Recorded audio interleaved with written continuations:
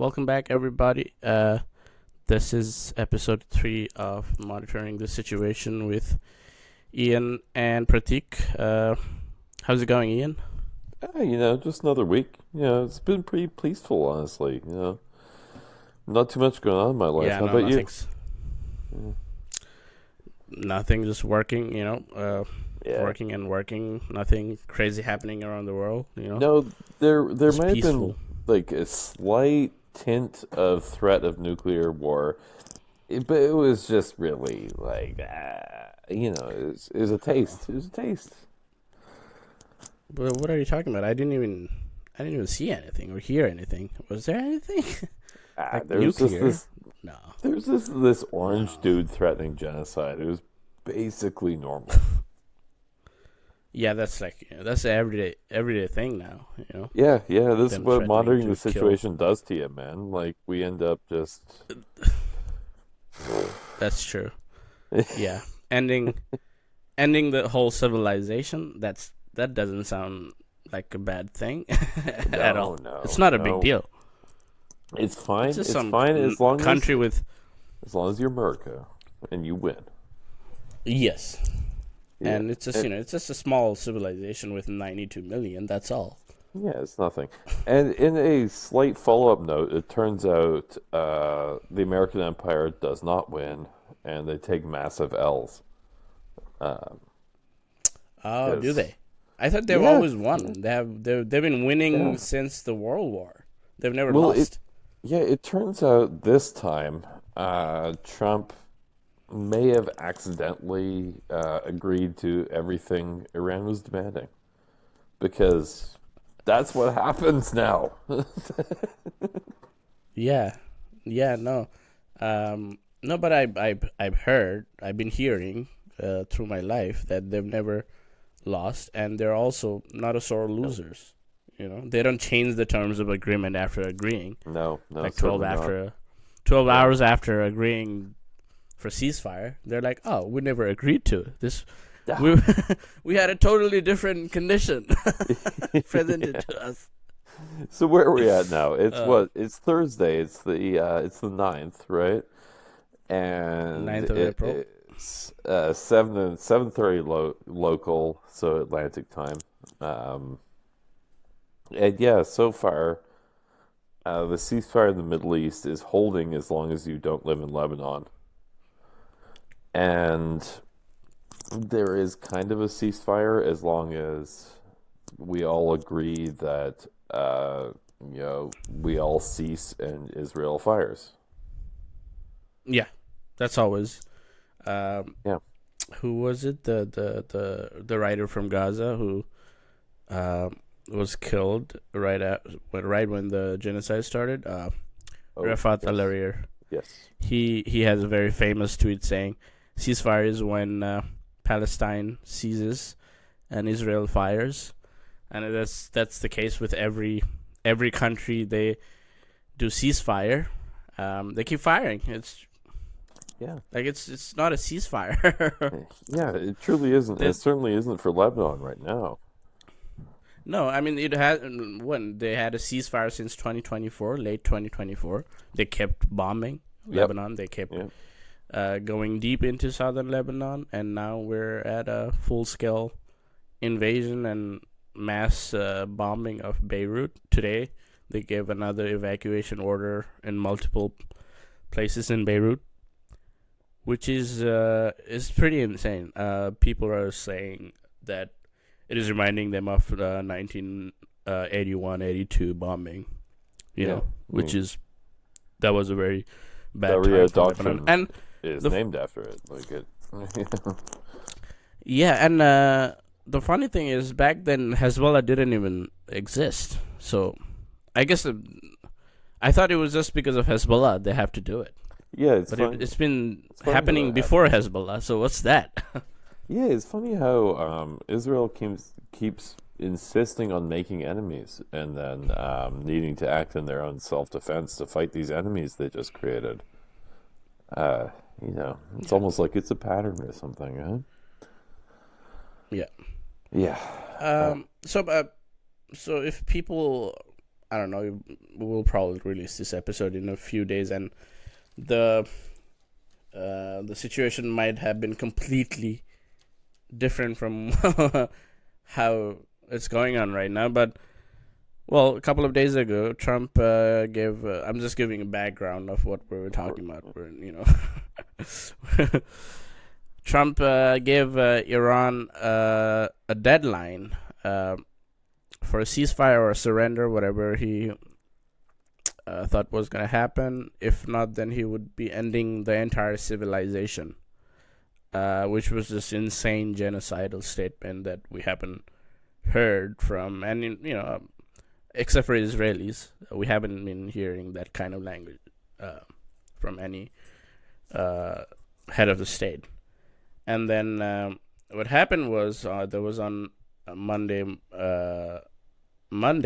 and by Monday evening, we got a news that Pakistan had been working with Turkey and Egypt on a ceasefire.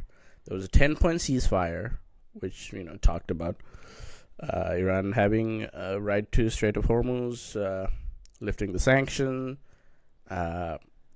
cessation of complete ceasing of hostility from both sides, and one of the main condition was stopping the war in Lebanon. That was that was the main condition, and the United States agreed, and everyone celebrated for 5 hours, saying, "Oh, we've reached this, whatever."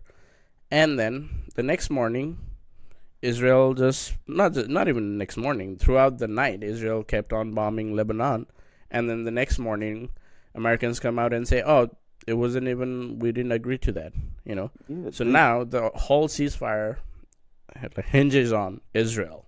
So Israel is just trying to fuck everything up, and Americans are just letting it happen. yeah. That's the background. They even went so far as to Trump even posted a screenshot of the Iranian, I believe it was the Speaker of their parliament.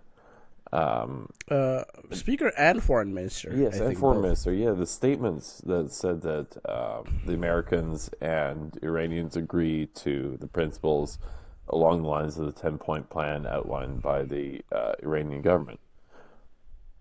And Trump reposted that in detail, like he showed it. And now they're claiming that they didn't know what the 10-point peace plan was. Because the 10-point peace plan from the Iranian government is essentially a complete capitulation. The it would easily be the most decisive victory in anti-American wars in possibly the history of the American Empire, honestly. And it appears the American negotiating team did agree to it because the Pakistanis have said that they agreed to it. The Iranians have said they agreed to it. Nobody is in doubt that the people at the table said we agree to the 10-point plan that Iran puts forward. So either they're being deliberately disingenuous, which is absolutely I mean, that wouldn't even be surprising. That's I expect that.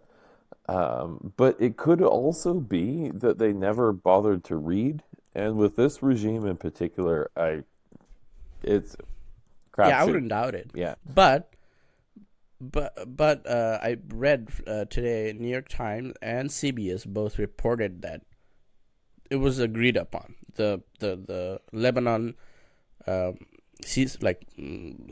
stopping the war in Lebanon was the all party knew that was on the table, and apparently Benjamin Netanyahu is just lashing out because he wasn't consulted. Israelis were not involved in this, of course not, because they would kill all the fucking negotiator if they're involved, right? Yeah, you can invite them to a negotiation and expect that negotiation not get bombed at this point.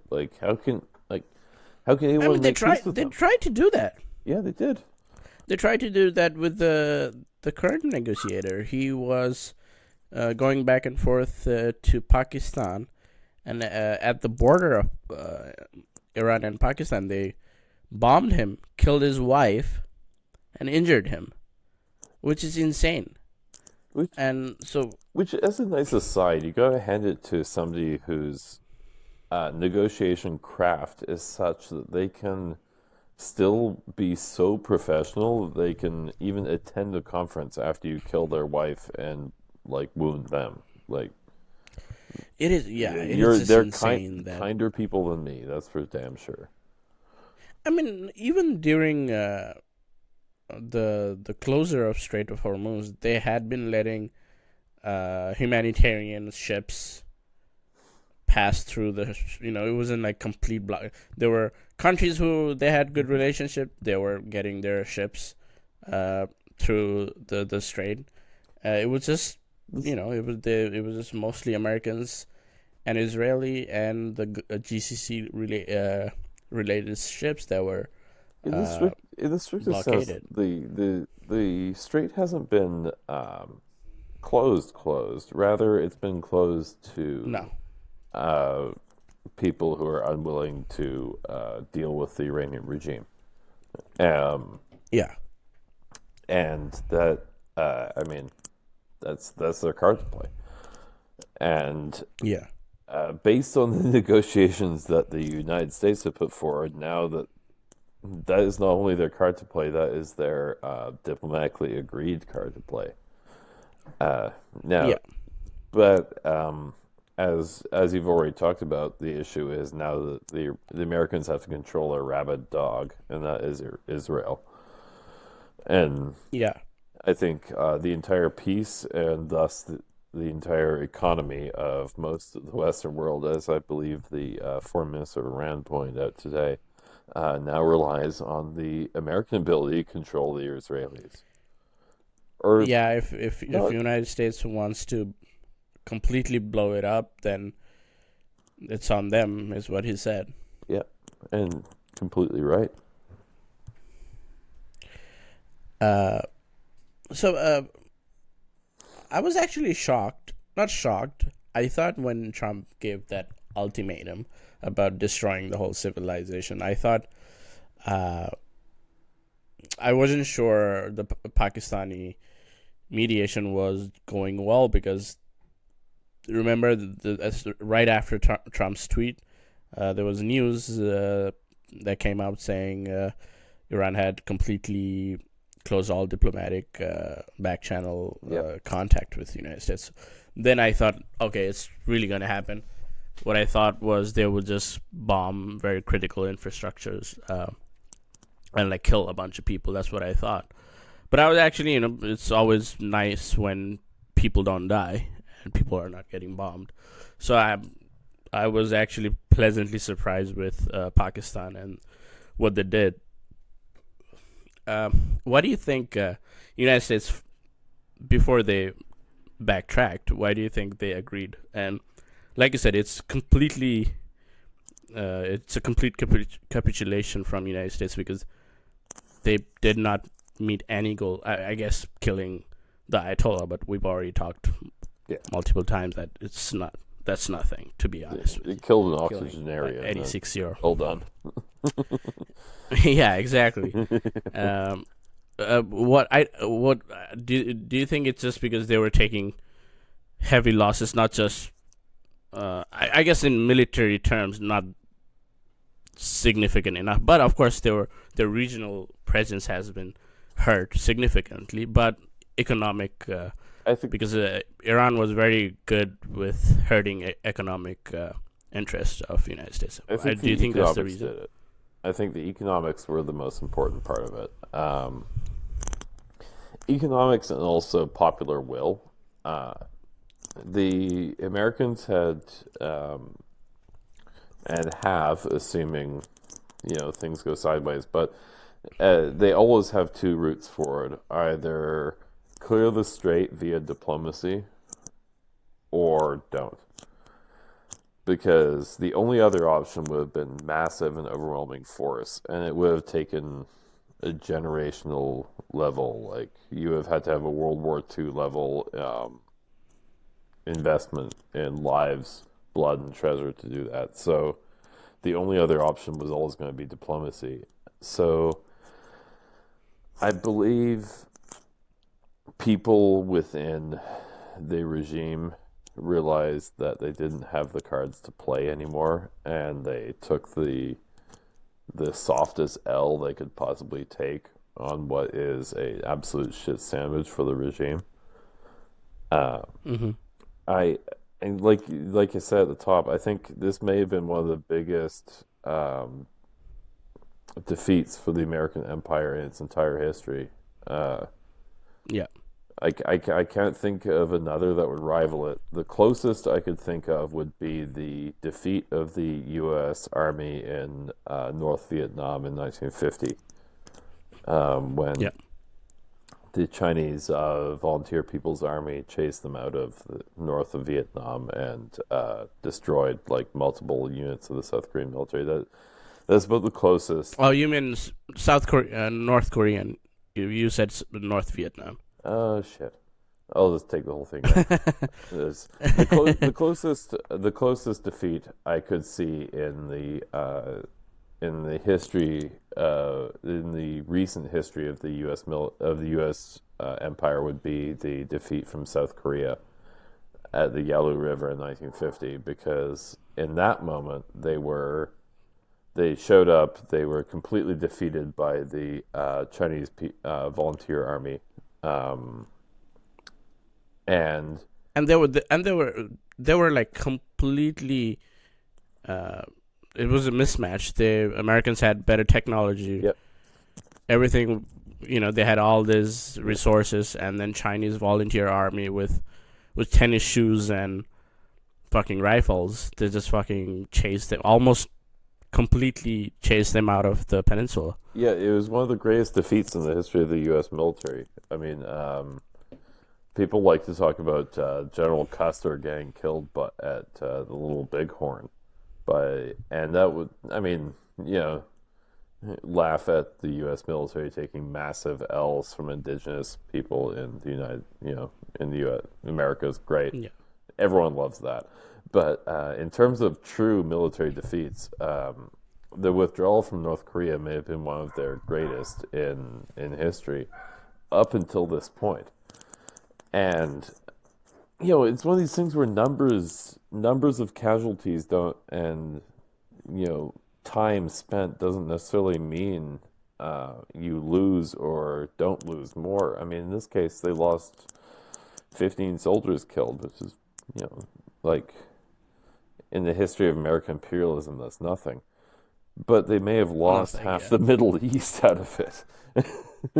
Yeah. So it I was think an incredible defeat in that sense. Yeah, exactly. Like complete defeat, like ideologically and political defeat. I don't think we've seen the magnitude of like this level of political defeat, because Iran had been like spot on. Like everything they did was they just hit all the uh, criteria on like how to hurt Americans, all the GCC countries, and especially economically, how to hurt, and politically, and hurt American hegemony.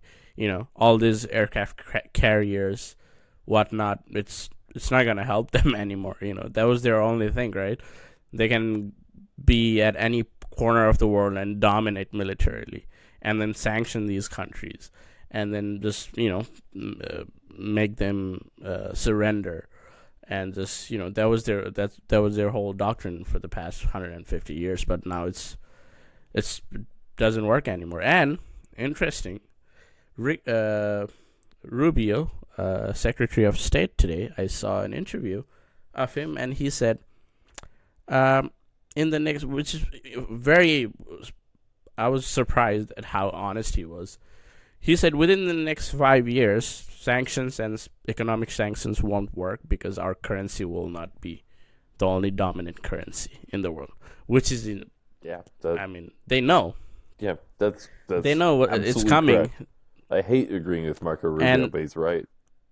yeah, little Marco is. I mean, yeah, he's right, and that's why they've been like acting like this, like they've been just wild, like like a they've been acting like an empire that knows their days are numbered.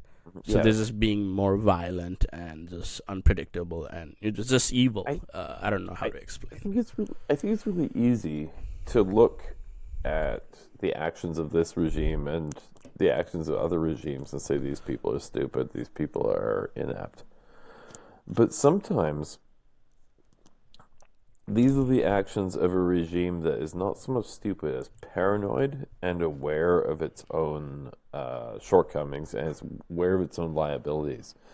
And I think we're really starting to see that, like you brought up with Rubio, like the ability, the losing of their power of the dollar alone has that's their like fuck drones and F-35s. That is their greatest weapon, is the power of No, the dollar. exactly. And the fact that they're losing that Petrodollar. is itself like Yeah, damning for the future of the American empire.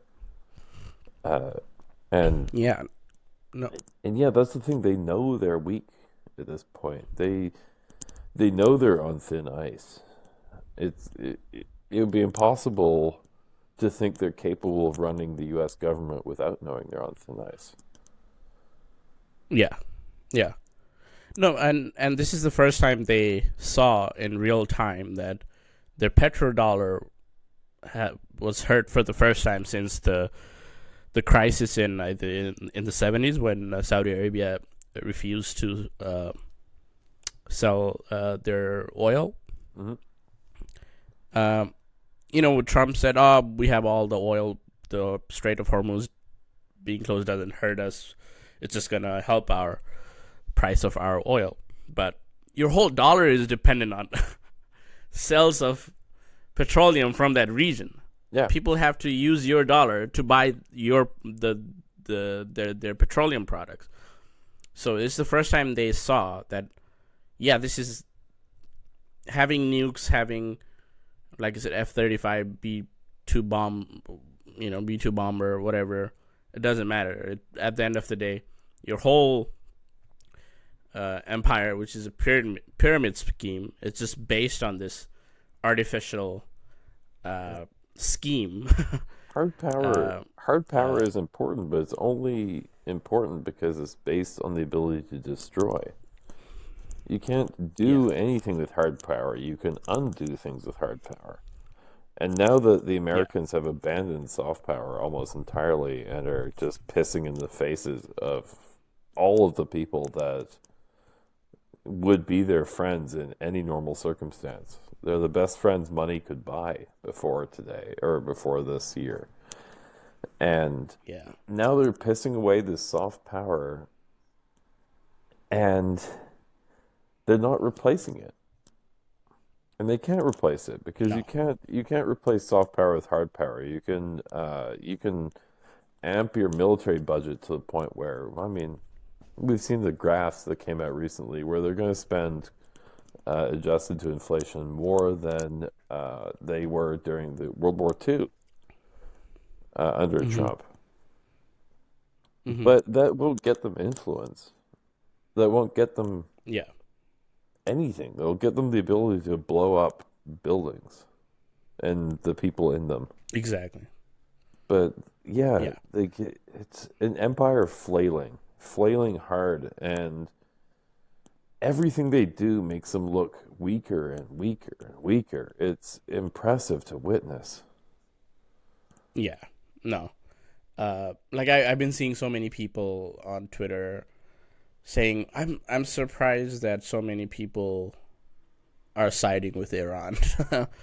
What do you expect? Yeah, what What do do you think you is going to expect? happen? When the war started, the first thing you did was to kill 160 children in a school and Yeah. try to justify it. Try to blame it on Iran first. Then you couldn't because the video of a tomahawk dropping was leaked or released, and you couldn't blame it on Iran anymore because no one has tomahawk. And then you tried to justify by saying, "Oh, it was next to a military compound," which it was. It was not. Also, every country in this world has schools in military compounds Of or course they in do. military bases. Like, it's not a new thing. The Yeah, United States has it. yeah, because like Hundreds of schools.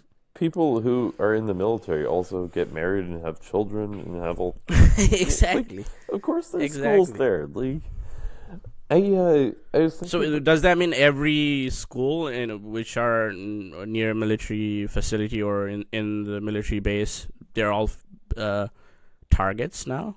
By They're that valid logic, target? Exactly. I saw a map drawn out of Washington D.C. If they applied every single radius that they apply to Yeah. Iran of strikes given relative to civilian targets, and they applied it to Yeah. D.C., and they basically could have like justified killing most of the population of DC with it Oh because yeah. yeah, you can find a government target to hit almost anywhere. Like that You that know, that's how they yeah. exactly, especially DC. Like, every company or every organization there works with the military industrial complex. Yeah. And I saw the IDF style animation video saying when they struck one of the universities, they said, "Oh, this engineering department were researching on missile technology, and that's why it was a valid target." And then they made this, IDF style. Oh, there was a bunker inside, underneath Al Shifa Hospital. Do you remember Of that whole course. animation? Oh yes. Headquarter, Hamas headquarter. Yeah, Yep. same style video. By that logic, like, MIT is a valid target. Then all of their engineers work with Lockheed Martin and all So here, did here's a research for all this weapon industry. here's a fun hypothetical. The FBI warned a whole bunch of West Coast U.S. Police agencies last month. They warned them that it is possible that the Iranians could launch a drone strike on the U.S. West Coast using a ship. Yeah, So they didn't, obviously. That is not like it's easy to be like the FBI is fear mongering. Fair bet. 8 out of 10, I'd say they are. yeah, But that technology, that's been done. The Ukrainians, with American support, did it to Russia a bunch of times. There's a bunch of videos of them using like containers on 18 wheelers, like lorries, that are full of drones. So they just release like a bee swarm. So like, yeah, and they blew up a bunch of strategic bomber bases and stuff like that. So like, the technology's there; it exists, and I assume at this point that Iran has the ability to do so, or any enemy of the United States has the ability to do so, and probably yeah, just hasn't done it for the sake of the response. yeah, Because why anger the American populace? But it's interesting to me that there is this ability to do this, and it would be entirely justified by any rational comparison to the Iran war, as you describe. Like, do you think the United States would respond in a completely normal way if the Iranians did to them what they are doing to Iran right now, or until yesterday, I guess? yeah. Of course not. No, like, No. imagine if they put a circle on a map and said, "You, an organization that works for Palantir, is in this particular location." So we blew up everybody around that location. Like, Yeah, can you imagine what, like, yeah, the extent to which one side in this conflict is living the high life when the other side is eating shit for it is just, it never ceases to shock, I guess. It is. and also, like, and this has been the norm for the at Mm. least since the start. I mean, for the past since the war in Afghanistan, since 9/11, it's been the norm: bombing hospitals, bombing civilian infrastructure. But especially since October 7, we've been seeing like nothing is off target for these people, Yeah. right? Yeah. But then, even for us who think like it's completely uh, unacceptable, we can never imagine something happening in Washington D.C. Like No. because that's the thing that the United States has been enjoying for the past since its existence is it's never been hurt. No. Its populations that have never been hurt by any war, uh, and they've never faced any consequences for their action. And because of that, even their protests, all these No Kings protests or whatever, or they had historical turnout, 8 million people were on the streets, but they didn't even talk about the war in Iran while they were killing a bunch of people. Like it was happened 2 weeks ago. It's not in their mind. Like they oppose this war just because it could have been the money could have been used for our healthcare. That's their opposition. Yeah. Or it will make us look bad. It will make the United States look bad. But it's never their concern is never that we're killing these people. They're We're sanctioning these people for the past 40 years. They cannot buy simple medicines. During COVID, they couldn't buy insulin because they were sanctioned. So many people died in Iran because of COVID. But it never crosses their mind. So it's even that this is why it's very impressive that Iran made the United States bend the knee, not because there was opposition in domestic opposition for this war. There wasn't. Trump doesn't care. Even if there was protests every day, it was never gonna stop. No one could stop the war in Palestine. It just didn't happen. It was just because the war just dragged on too long. Israel couldn't win, and it's the same thing happened in Iran. Like it wasn't because there was a domestic pressure. It was just because they were willing to go as far as they could. Yep, they were willing to go further than the Americans were willing to go to, and that's why the world is where it is right now, and that is Oh yeah, like you can come up with any number of larger geostrategic reasons, but ultimately the Iranians were more willing to wait and deal with the consequences of not bending the knee to the Americans. no, And and that's regardless of anything else that happens. That happened. That is what went down, and everything else above it is it's context, but it's ultimately window dressing on the fact that the American empire just took one of its greatest hits, and yep, one of yeah, its greatest losses, not greatest hits in the Rolling Stones sense of the word. Um, yeah, I so I'm reminded by from what you were saying from a post from earlier today,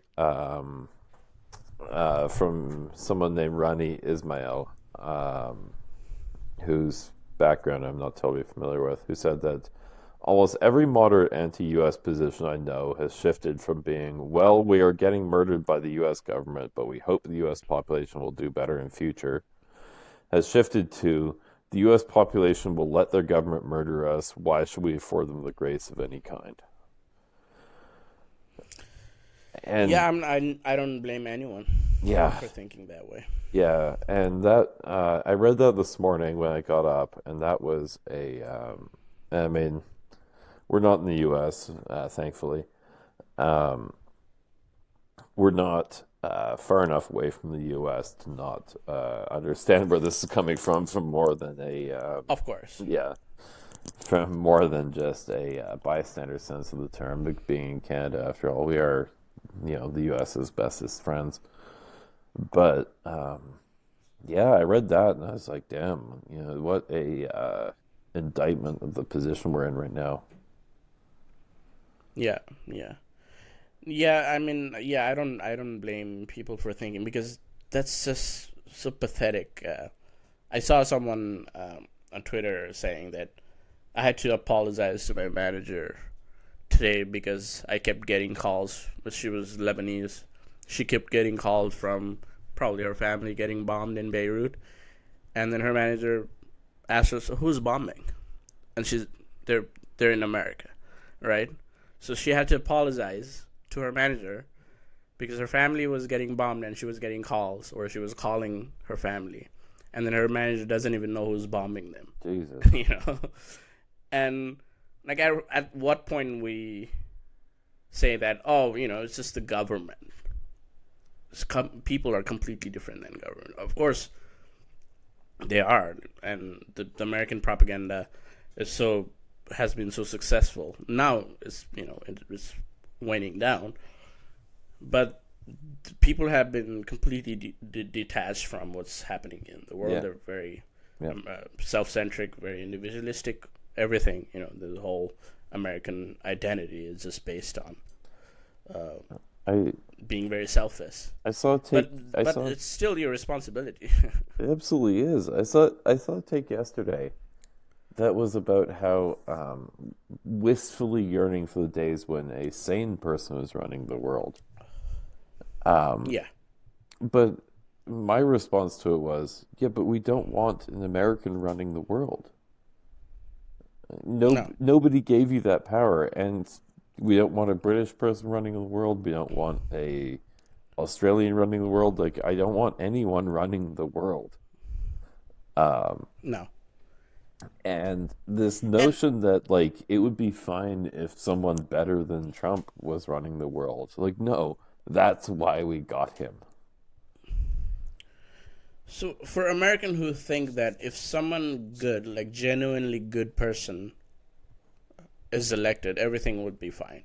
No, it wouldn't be because even the person who you think is a saint is still gonna be really bad for the rest of the world Yeah, because he still represents that figurehead of this very evil empire that has been destroying this planet single-handedly. Like, I can't even blame anyone else, other than the Americans or the American empire. Like, climate crisis. United States military is the biggest contributor for pollution. yeah, They far and away. have more Yeah, than 700 bases in the entire world. Like, it's funny when you are like people try to say that, oh, you're not even in America. Why are you talking about American politics? You have 700, more than 700 bases. Even Pentagon doesn't know how many bases. They haven't been able to audit themselves for the past 20 years. yeah, That's yeah, how many assets you have all over the yeah. world. Of The course, we're going to talk about Yeah, the Europe. least the least sympathetic person I am to anyone in the entire earth is someone saying, "Well, why do you care about American politics? You're not American." Like, no, no, all the entire world longs more than anything else to not give a fuck about American politics. Nobody wants to care about Yeah, American politics like we care about like no, whatever decrepit pedophile they elect. Who gives a fuck? The problem is that we exactly. don't get to choose them, and they get to like inflict themselves on us. Like, that's the Yeah, whole thing. exactly. And then you guys are too fucking stupid, and you keep electing all the same fucking morons for the Like, past I don't know how many years. So and you're the ones to you cannot be calling yourself the greatest democracy, and voting can bring all the changes in the world, and you cannot just say that, oh, just Trump is just fucking crazy. It doesn't work no, like that. no, he's Either you need to take your responsibilities, you need to realize that it is because of you that Trump has been elected, or you need to realize voting doesn't change anything. Your system is completely corrupted. You need to pick up your guns. I Trump don't is know. the Maybe I'm perfect going too American. far. Trump is the perfect American. I Yeah. think that is the absolute problem is that he he is the perfect U.S. president in every sense because he Oh is yeah. wildly corrupt. He is Mm-hmm. transparently authoritarian, The only difference is that he has the audacity to not hide it anymore. The Yeah, everything the entire world has thought about the US has absolutely come true in the two regimes that are Trump. But the difference is that the entire world has all been forced to pretend to be polite about it and be like, no, like, yeah, yeah, you're just crazy sometimes, guys. And when yeah, it turns out, like, yeah, no, actually, no, we're afraid of you. You're crazy in the not cool. We like you sense crazy, and we're actually genuinely afraid of our safety if we piss you off. And I feel like that's an upsetting paradigm for a lot of Americans. I don't think they like the idea that everyone else is afraid of them. yeah, yeah. I think they want to be liked, Yeah, yeah. and for the past for a while they were liked. There was this thing. The reason they never had population problem because so many people want to go there, right? They've sold Oh this yeah. idea of American dream, Well, look at and the America. same people who, Look at the United States in the 1990s, right? Like you have yeah, everyone wants to move there. They're pretending to fight the AIDS crisis.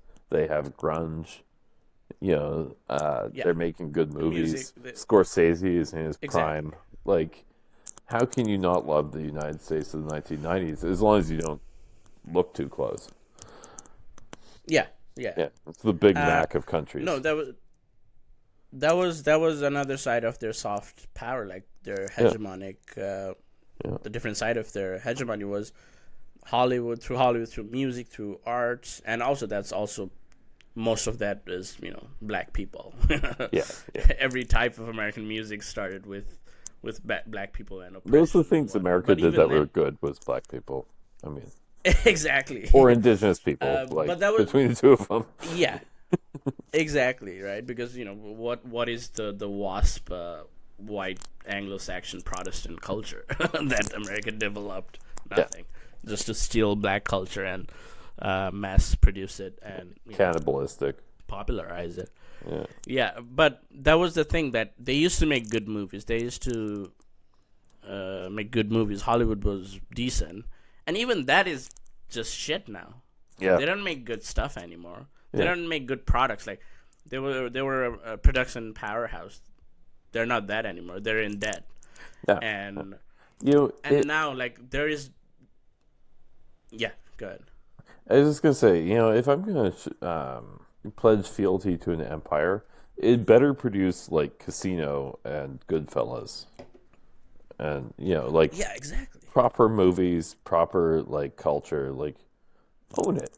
You're gonna be the hegemon of the world. You Yeah, show us why. It's not just you. You have to throw in the games. You have to throw in the circuses and the bread. Otherwise, yeah, what are you? You're just like a flexing dipshit, which is yeah, the exactly. exact you like. Pete Hegseth is the perfect encapsulation of American hard power now because he is American hard power manifest. Like Hmm. a strutting imbecile who is also a religious zealot who thinks the Crusades were a good idea is the perfect encapsulation of America in 2026. Like, Yeah, you know, people shit on him because he's a fascist garbage person, which is accurate. But like he is the man of the moment.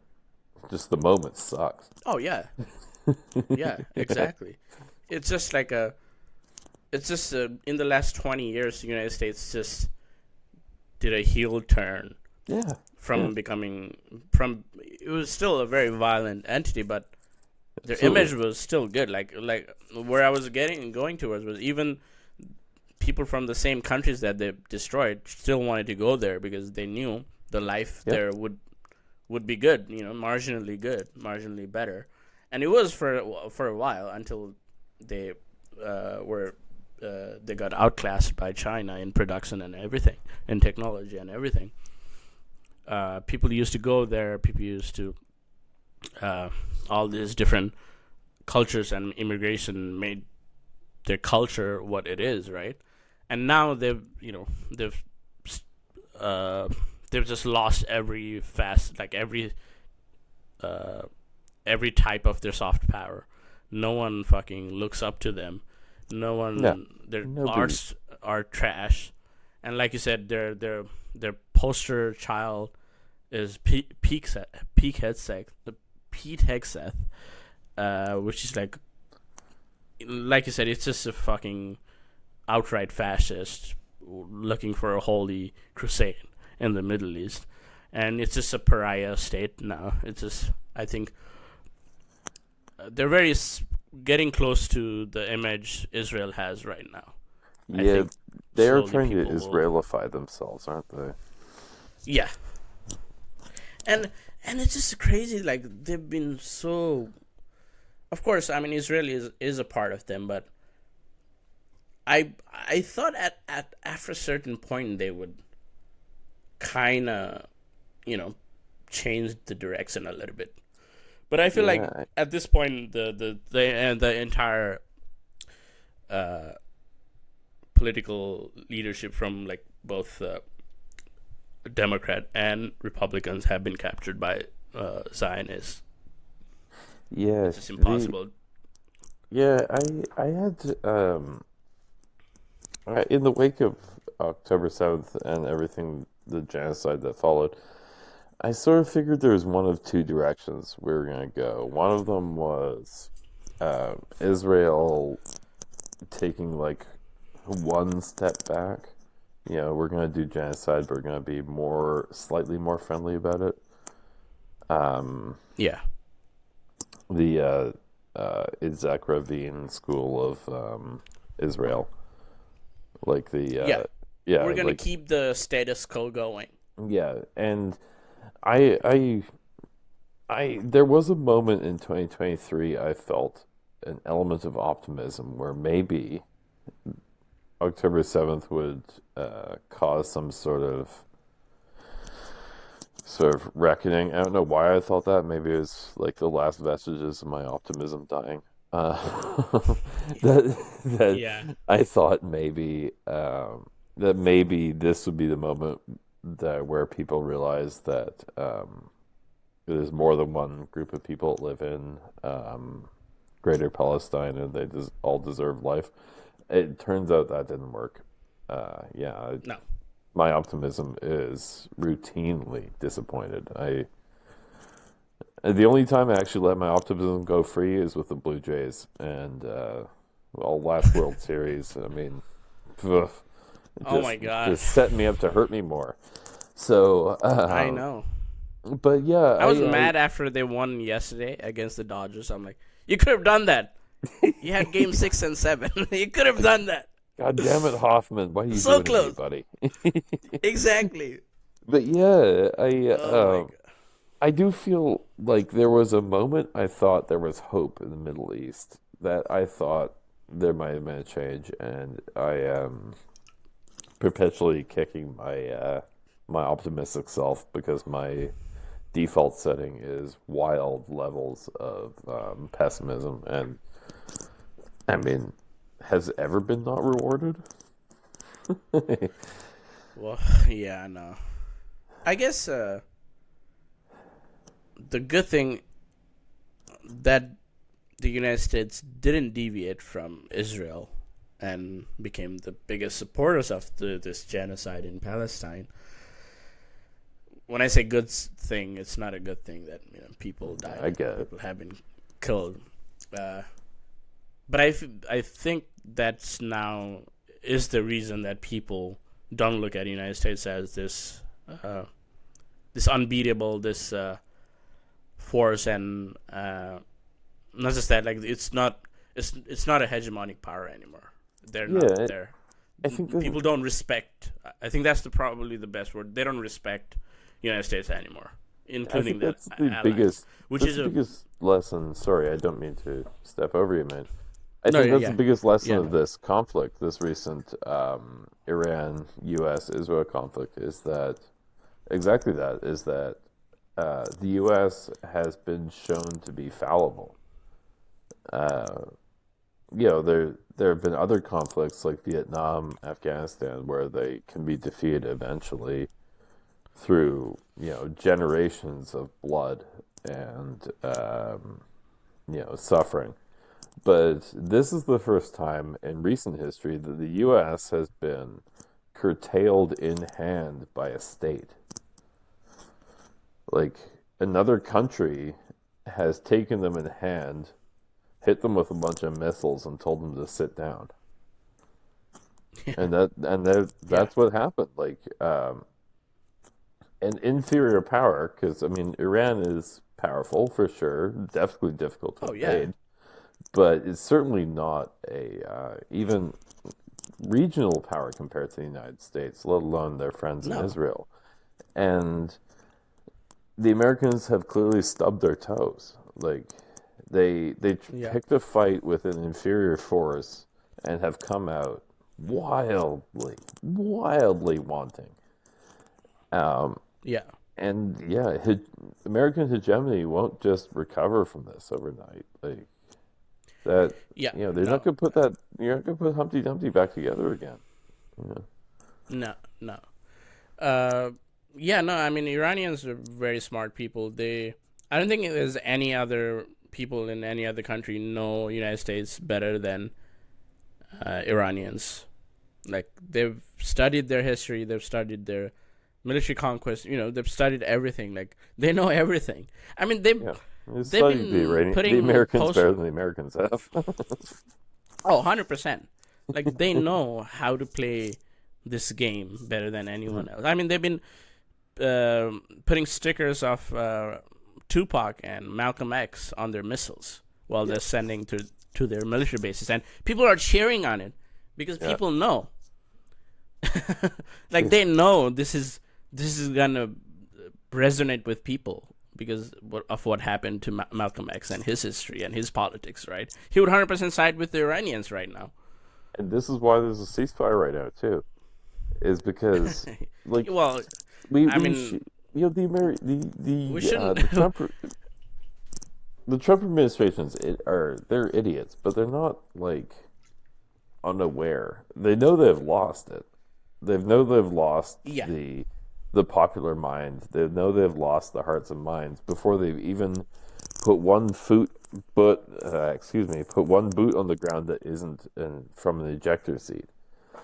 And like just complete propaganda defeat at every level, at every point. And the Iranians have known this entire time, and they've been playing them this entire time. It's impressive to watch in real time, really. It is, yeah, it is incredible. Uh, I wanted to touch on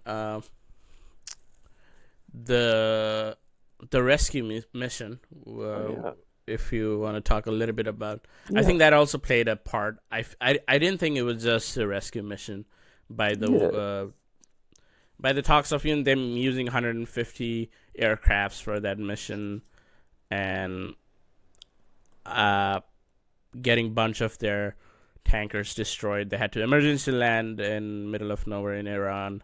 They got, I think they blew themselves, or I don't know. They haven't probably blew themselves up.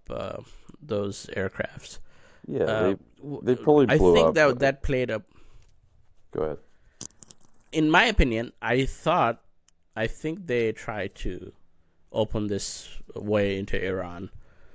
Uh, they tried this to create this forward operating base that just didn't work out, and then thought, all right, we're not gonna go too far. We're not gonna put boots on the ground. I think that's probably what happened. It's absolutely possible. I think there's a. I think it's really interesting to look in, and really instructive to look into the mindset of the U.S. military for this, because I think it's important for this. We know about the Israeli, they call it Hannibal Doctrine, where it's mainly a product of recent history, the past, like since the 1990s. The Israelis have a Yeah, propensity to bomb their own captured troops in a I think way it to it, it started with I think the Lebanese resistance captured some of the yes, I think IDF so. guys, and they had And to do then the hostages. yeah, I think it was Gilda Shalit, I believe, that started it. I Or I think so. maybe he was the one that there was the first time they tried it. I could be mistaken on I that. forgot, but the whole point is they would rather kill their own people than Yes. They'd rather get eliminate them the captured. leverage than Yeah, preserve the life. Whereas the United States, they take a very different route from their ally. They're actually almost the precise opposite.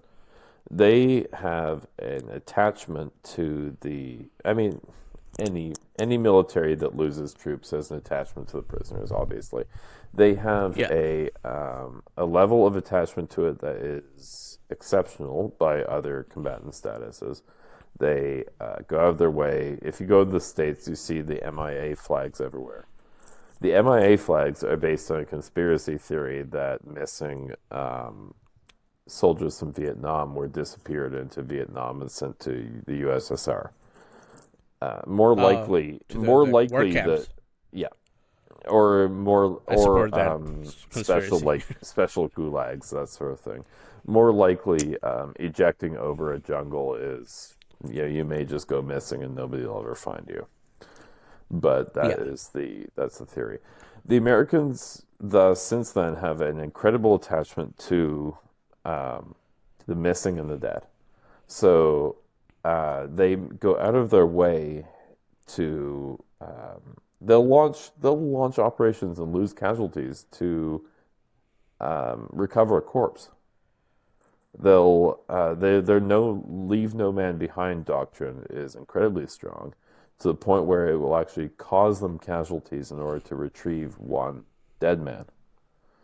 So to me, the notion that they would launch this operation to recover a live colonel, a colonel with probably very high levels of classification knowledge, isn't unlikely to yeah. me at all.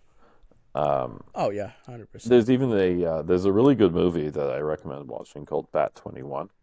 It has Gene Hmm. Hackman and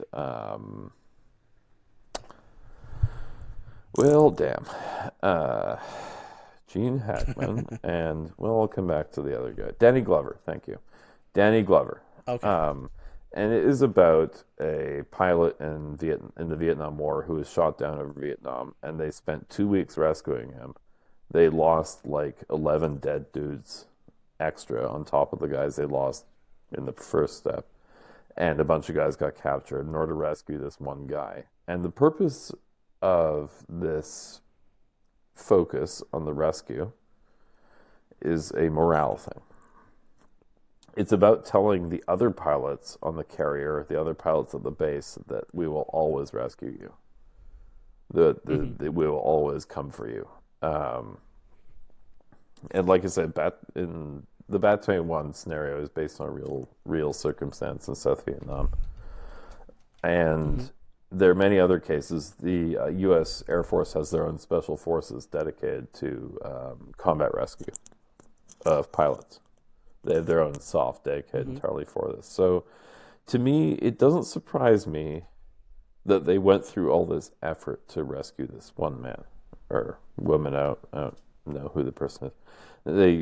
They rescued this one person. That doesn't surprise me at all. The fact that they had a weird base in the near Isfahan with C-130s parked there is a little odd, though. That makes And me think Isfahan has a. as a By nuclear the way, site. just to give Yeah. context, if people don't know, there was a rescue mission last week. I think this past weekend after Iranian shot down F-15E. Yep. The two pilots went missing. They rescued the pilot within the first few hours, and then the second the what's the term that the second guy? Weapons officer, the WSO, the backseat guy. Yeah. Goose So in he went missing Top for Gun. yes. But he went missing for probably at least 2 days. So there was a rescue mission, uh, and it was an intense rescue mission. They flew helicopters and planes very low altitude into Iran and rescued, which is insane thing to do. Oh yeah. But also not surprising because I don't think Iranians were expecting American would do that. But whatever. What? So now you can continue with Yeah. the It's just C-130s and yeah. It's just they had a forward base. They had this forward base set up in Iran, and then something happened. They rescued their guy and they withdrew. And I guess the story is that two of their C-130 Hercules got stuck in the sand, so they blew them up. They brought in airstrikes on them. So they ended up sacrificing two C-130s and two little scout helicopters. and also a Warhog went down as well. No, Yeah, in the so they sea. lost a Warthog separate. I think it got damaged. I didn't see the final results on that, but there was one shot down there around the same time. So yeah, they lost. Oh yeah, there were two Yeah, there was one that was dinged up, and it's that really fell hard into to the say Strait of what. Hormuz, I think. Yeah, yeah. So yeah, it's hard to say what exactly went down because we're monitoring this situation with open source information, and the Americans know what they lost. But what we can say is that they sacrificed a ton of equipment and possibly a landing site. So Yeah, the landing site I think is interesting because maybe it was purely for pilot rescue. It certainly wouldn't surprise me based on what I already mentioned. Like the idea that they would invest all this effort and time into one guy, it's part of their yeah, ethos. It makes sense. yeah, But it's interesting to me that there's this landing site that they already knew well enough that they landed Hercules, like C-130s there. yeah. It makes me think that that was supposed to be their forward base to seize the uranium at Isfahan. Isfahan. As we already talked about, they planned to do that. They telegraphed Yeah, that they were going to do it. So it's not unreasonable that they would have done so or would have thought yeah, they were going to do so. So it's not unreasonable to me to think they may have compromised that plan in order to rescue the pilot. Um, yeah, and that would have been something that would have been a military decision. That I doubt that would have been a political decision. no, Um, and like I said, the U.S. is very protective about their lost air crews. So it certainly wouldn't surprise me if they had this nice plan all lined up to seize a bunch of uranium, and then some selfish pilot got shot down and ruined it all for them. yeah, yeah. It could possibly. I think that's highly possible. They probably use the rescue mission to create this plan. They thought they probably had an entry to Iran, and yeah, Isfahan, and it would make sense that they had multiple C-130 because Oh yeah, they're the redundant. area they were Yeah, in, it wasn't near the western side of the border where they had easy access. It's in the northeast part yeah, of and the you country, which is like further into uh the country. So they definitely that might have been their backup and plan helicopters have very short for ranges refueling. too, so you have to Yeah, you have to have somewhere to fuel them up because planes yeah, fly on and their then wings, right? there was a video of them being refueled, and villagers were Yeah, saw two helicopters being refueled at the same time. So popping it's caps at them possible, with but also at the Mausers. same time, yeah. I mean, the thing is, when Trump said they used to, yeah, that was crazy. The tribal guys are fucking using their rifles Hard as Christmas to take candy, down. those guys. Oh my god! But when Trump mentioned that they used like 150 aircraft for that mission, I was like, what? 150? That's a lot of aircraft. Like, Yeah, and that probably could have been like Trump just leaked the he wasn't supposed to say, but he just fucking said, but because he's senile at this point. that tracks. He's Biden right now. Yeah, he's fully Bidening at this point. Yeah. I think we've hit the hour mark. Let's end with supposed ceasefire. I don't know. So when we release this, probably Monday.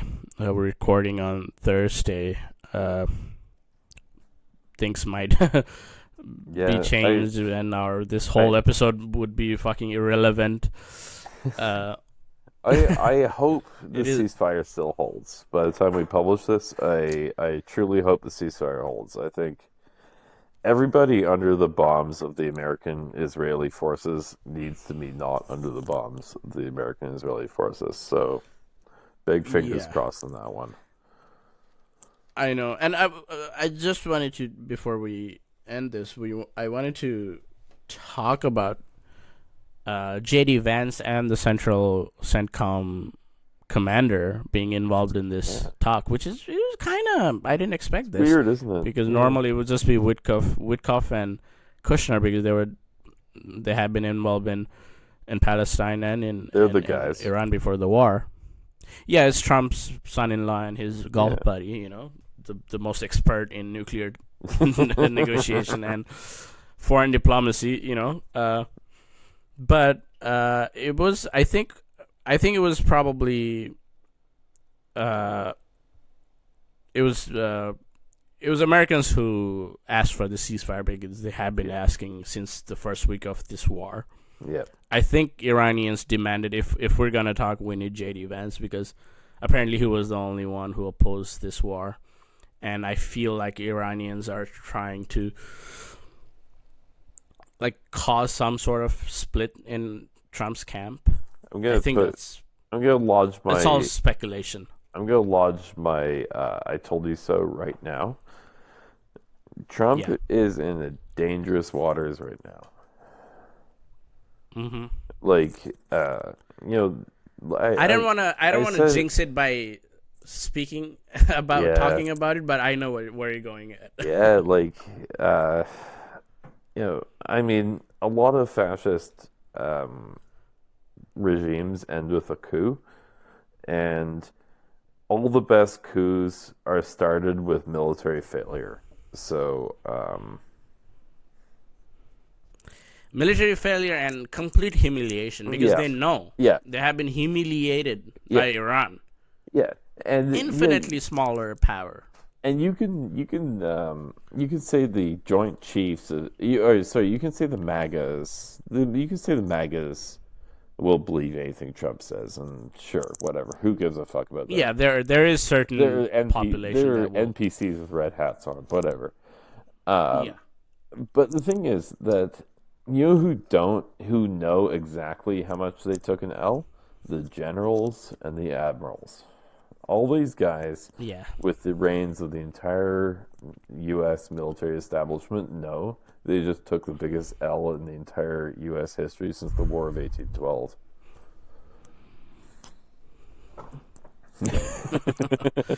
Big fat L, and 100%. That's why I was very. Yeah, that's why I was very. It was interesting when I saw CENTCOM general and J.D. Vance being involved directly in Islamabad. That was very interesting. So it'll be a very intense weekend.